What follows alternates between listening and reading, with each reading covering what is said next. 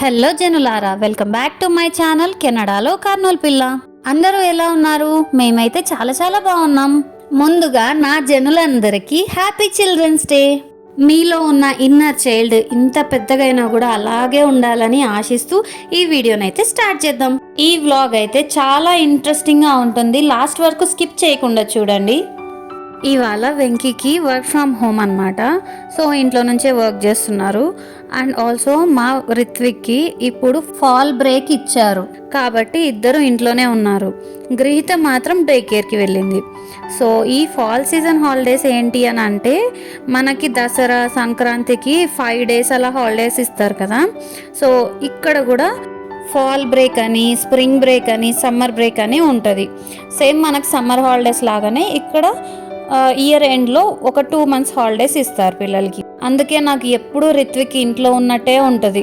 Day care అంటే అలా ఉండదు, ఎప్పుడూ స్కూల్ ఉంటూనే ఉంటుంది. కానీ ఎప్పుడైనా కెనడా హాలిడేస్ వస్తే మాత్రమే ఉంటుంది అనమాట డే కేర్లో హాలిడే. ఇక్కడ మేము ఏం చేస్తున్నామంటే, ఫస్ట్ బ్రేక్ఫాస్ట్కి గుంత పొంగనాలు చేస్తున్నాను. దానికోసం ఇప్పుడు అన్ని మిక్సీకి వేసేసి బ్యాటర్ అయితే ప్రిపేర్ చేసేస్తున్నాను అనమాట. తర్వాత ఈవినింగ్కి స్నాక్స్ నిప్పట్లు చేస్తాను. తర్వాత పార్క్కి వెళ్ళి మీకు అక్కడ ఉన్నవన్నీ చూపిస్తాను. ఈ రెసిపీ మీ అందరికీ తెలిసిందే కదా. ఈ పనుల మధ్యలో కొన్ని ఆలోచనలు మీతో షేర్ చేసుకుంటాను.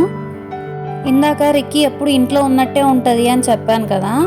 ఎందుకు అలా అన్నానంటే, మొన్నటి వరకు ఇక్కడ కెనడాలో మా ప్రావిన్స్లో ఉన్న స్కూల్స్ అయితే టీచర్స్ బంద్ అని కొంచెం స్ట్రైక్ చేసి క్లోజ్ చేసేసారనమాట స్కూల్ 1 month. ఎప్పుడు స్టార్ట్ అవుతాయో కూడా చెప్పలేమన్నారు. కానీ ఒక 1 monthలో ఇష్యూ అయితే రిజాల్వ్ చేశారు. మళ్ళీ ఇప్పుడు స్టార్ట్ అయ్యాయి అని అనుకునే లోపే మళ్ళీ ఫాల్ బ్రేక్ అని చెప్పి 5 days హాలిడేస్ ఇచ్చారు. అందుకే అబ్రాడ్లో చదువులు చాలా స్లో ఉంటుంది అని అనేది. మన ఇండియాలో అయితే ఈ పాటికి రుద్ది అన్నీ చదివిస్తారు, సెంటెన్స్లు కూడా చదువుతున్నారు మా వాడి ఏజ్ పిల్లలు అయితే ఇండియాలో. ఇక్కడ స్కూల్స్ మార్నింగ్ 8కి స్టార్ట్ అవుతుంది, ఆఫ్టర్నూన్ 2:30 కల్లా అయిపోతుంది. మళ్ళీ అప్పటి నుంచి నా దగ్గరే ఉంటాడు రిత్విక్. అందుకే మా వాడు అమ్ముకూచి అయిపోతాడేమో అని అప్పుడప్పుడు భయం వేస్తుంటుంది. పిల్లలకి మనం అటెన్షన్ ఇవ్వాలి, కానీ ఎప్పుడు మన దగ్గరే ఉంచుకొని మన పక్కన పెట్టుకుంటే అది బాగోదు కదా. ఆల్సో ఇంట్లో 2 పిల్లలు ఉంటే ఇల్లు ఎలా ఉంటుందో మీకు చెప్పాల్సిన అవసరం లేదు. చాలామందికి ఇప్పటి వరకు తెలుసు, ఒక్క బేబీ ఉన్నప్పుడు అటెన్షన్ మొత్తం వాళ్ళ మీదనే ఉంటుంది. కానీ సెకండ్ బేబీ వచ్చాక పేషెన్స్, అటెన్షన్ 2 షేర్ చేసుకోవాలి కదా మనము. కొంచెం చిన్న వయసులో ఉన్నప్పుడు అంటే మంత్స్ బేబీస్ అప్పుడు చాలా బిజీగా ఉంటాం మనము.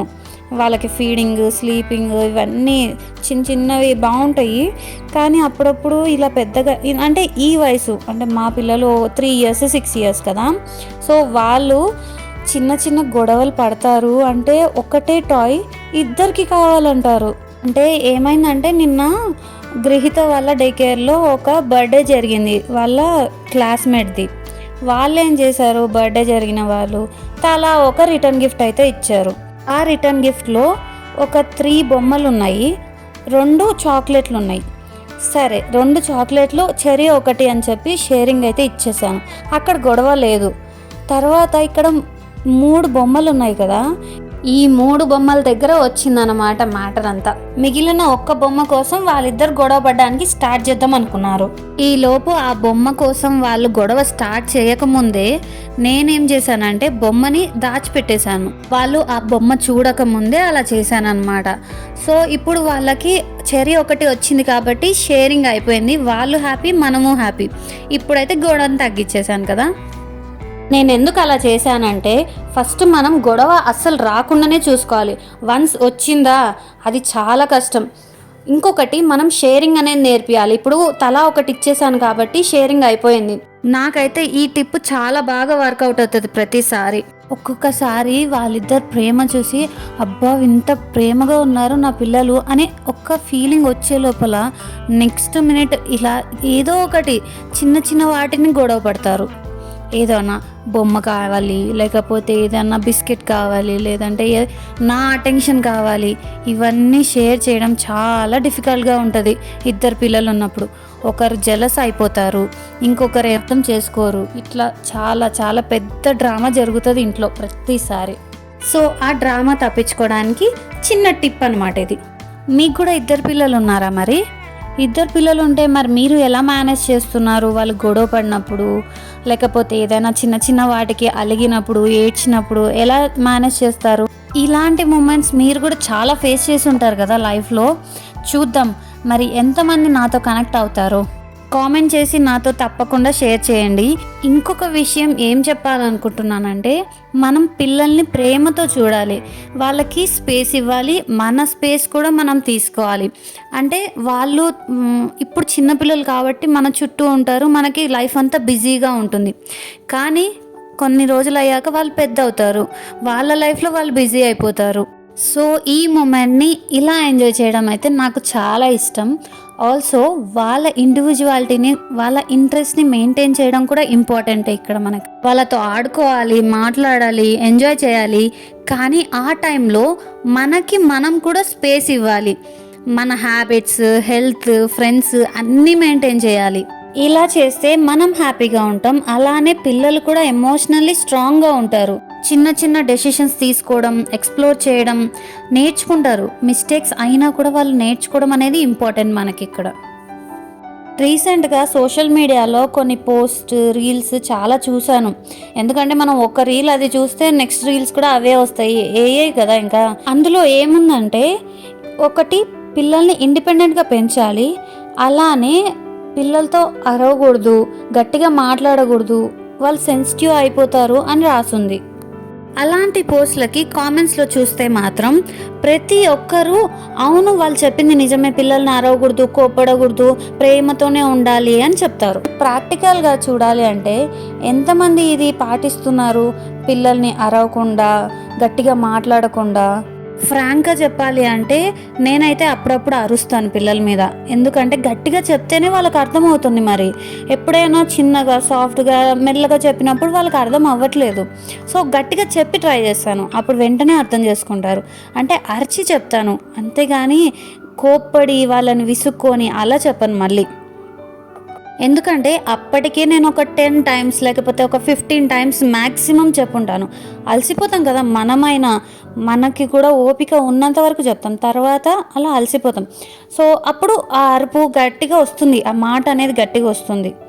ఇంకా నా ఫ్రెండ్స్ చాలామంది దగ్గర కూడా కనుక్కున్నాను ఈ విషయం. మీతో షేర్ చేసుకుంటున్నానంటే నేను ముందు చాలా రీసెర్చ్ చేసి ఈ మాట అనేది షేర్ చేసుకుంటున్నాను. ఎందుకంటే మా ఫ్రెండ్స్ కూడా అడిగాను, మీరు ఎప్పుడైనా పిల్లల మీద అరుస్తారా, గట్టిగా మాట్లాడతారా, ఇంకా ఏమన్నా ఇలాంటివి ఉన్నాయా అని చెప్పి. అంటే నేనే ఏమన్నా ఇలా అరుస్తున్నానా పిల్లల మీద అని అనుకుంటా. ప్రతిసారి అరవను, ఎప్పుడైనా. అది కూడా ఈ సోషల్ మీడియా వల్ల ఎలా ఉంది అంటే, అరే ఎవ్వరు అరవరు, నేను ఒక్కదాన్నే అరుస్తున్నాను లైఫ్లో పిల్లల మీద అన్నట్టు ఫీలింగ్ తెప్పించేస్తున్నారనమాట ఈ సోషల్ మీడియా రీల్స్ అన్నీ. కానీ రియాలిటీలో వాళ్ళు కూడా చెప్పారు, నా ఫ్రెండ్స్ చాలామందిని అడిగాను, అరవకుండా పనులు ఎలా జరుగుతాయి, అస్సలు పనులే జరగవు, ఒక్కసారి కాదు 10 సార్లు అయినా రోజుకి అరవాల్సి వస్తుంది అని చెప్తారు. ఇప్పుడు నేను ఏం చెప్పాలనుకుంటున్నానంటే, పిల్లలతో మనం ఎప్పుడైనా ఒక్కొక్కసారి కోపడినా కూడా అది ఎండ్ ఆఫ్ ద డే వాళ్ళకి మనం sharing, caring, bonding, patience, independence, discipline అన్నీ నేర్పించాలి. మెటీరియల్స్, ఐటమ్స్ ఇవ్వడం ఈజీ, అంటే బొమ్మలు, గ్యాడ్జెట్స్, మొబైల్స్, బుక్స్, ఇలా ఏదైనా ఇవ్వచ్చు. కానీ రియల్ లైఫ్లో మనం ఎమోషనల్గా, ఇంకా వాళ్ళకి ఆలోచన శక్తి, ఏదైనా ప్రాబ్లం వచ్చినప్పుడు ఎలా ఫేస్ చేయాలి అని కాన్ఫిడెన్స్ ఇవ్వడం వేరు. ఇది మనం ఇచ్చే గిఫ్ట్ వాళ్ళకి. మనీతో ఇవ్వడం కాదు, మన గైడెన్స్తో నేర్చుకుంటారు. మన చిన్నప్పుడు మనం మన పేరెంట్స్ని చూసే పెరిగాం కదా, అలానే ఉన్నాము, అలానే ఉంటున్నాం కూడా. సో అలానే మన పిల్లల్ని కూడా సేమ్, ఎప్పుడైనా కోపడినా, ప్రేమ చూపించినా అర్థం చేసుకుంటారు. లాస్ట్కి మన ప్రేమ వాళ్ళకి అర్థమయ్యేలా చూపించాలి, భయం తెప్పించకూడదు, కాన్ఫిడెన్స్ని బిల్డ్ చేయాలి పిల్లల మనసులో.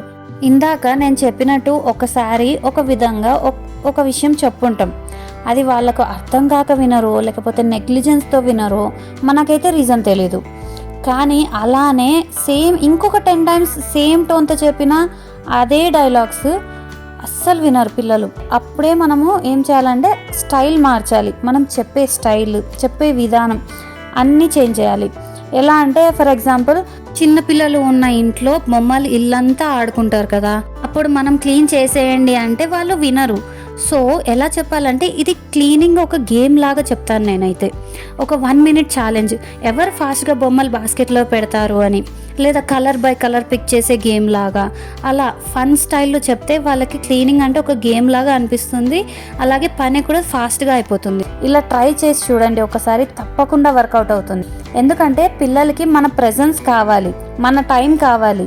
మామూలుగా ఈ మధ్య అందరూ ఏం చేస్తున్నారు అంటే ఫ్రాంక్గా మాట్లాడుకుంటే మెజారిటీ పేరెంట్స్ పిల్లలకి టైం ఇవ్వకుండా డైరెక్ట్ మొబైల్ ఇచ్చేసి సైలెంట్ చేసేస్తున్నారు. మన బిజీ లైఫ్లో అది ఈజీ ఆప్షన్ అయిపోతుంది. కానీ హానెస్ట్లీ ఒక 10 minutes టైం అటెన్షన్ వాళ్ళకి ఇస్తే చాలా డిఫరెన్స్ కనిపిస్తుంది. మొబైల్ ఇచ్చేదానికన్నా ఎక్కువ హ్యాపీ అవుతారు తెలుసా. నేనైతే ఫస్ట్ అలా ట్రై చేసి చూశాను, నాకు వర్కౌట్ అయింది. సో నేను మొబైల్ అనేది లాస్ట్ ఆప్షన్గా పెట్టుకుంటాను. నేను నా పిల్లలతో ఎలా ఉండేదాన్ని, ఎలా ఉండాలి, ఎలా ఉండబోతున్నాను అని మాత్రమే నాకు తెలిసింది, నాకు ప్రాక్టికల్గా అనుభవం అయింది మీతో షేర్ చేసుకున్నాను. ఇందులో నేనేం కోర్స్ చేయలేదు, నేను ఇప్పుడు ఫాలో అవుతున్నాను, ఫ్యూచర్లో కూడా ఫాలో అవ్వాలి అనుకుంటున్నాను. అది నేను మీతో షేర్ చేసుకున్నాను. పిల్లలకి, పేరెంట్కి రియల్ లైఫ్లో సంబంధించిన నిజాలు ఇవి. నేను ప్రతిసారి అన్నీ ఫాలో అవుతాను అని కాదు, నేను కూడా కొంచెం కోపడతాను, కొంచెం నార్మల్గా ఉంటాను, కొంచెం పేషెన్స్తో ఉంటాను, అన్నీ చేస్తాను. పేరెంటింగ్లో పర్ఫెక్ట్ కాదు కానీ గ్రాడ్యువల్గా ఇంప్రూవ్మెంట్ అయితే ఉంది. నా మాటలతో ఒక్కరన్నా కనెక్ట్ అయ్యారనే అనుకుంటున్నాను. అలా అయితే ఖచ్చితంగా కామెంట్ చేసి చెప్పండి నాకు. ఆల్సో ఈ వీడియోలో నేను చెప్పింది ఇన్ఫర్మేటివ్గా అనిపిస్తే లైక్ చేయడం మాత్రం మర్చిపోకండి. ఇంతవరకు వీడియో చూసారు అంటే తప్పకుండా నచ్చిందని అనుకుంటున్నాను. సో సబ్స్క్రైబ్ చేయడం మాత్రం మర్చిపోకండి. ఇలాంటి మరిన్ని వీడియో చేయడానికి నాకు సపోర్ట్ ఇచ్చిన వాళ్ళు అవుతారు. ఆల్సో బెల్ ఐకాన్ క్లిక్ చేసి నోటిఫికేషన్ ఆన్లో పెట్టుకోండి. నేను వీడియో పోస్ట్ చేయగానే వెంటనే మీ మొబైల్లోకి అయితే వచ్చేస్తుంది. సరే, మళ్ళీ నెక్స్ట్ మంచి వ్లాగ్తో మళ్ళీ కలుద్దాం. అంతవరకు టేక్ కేర్, టాటా.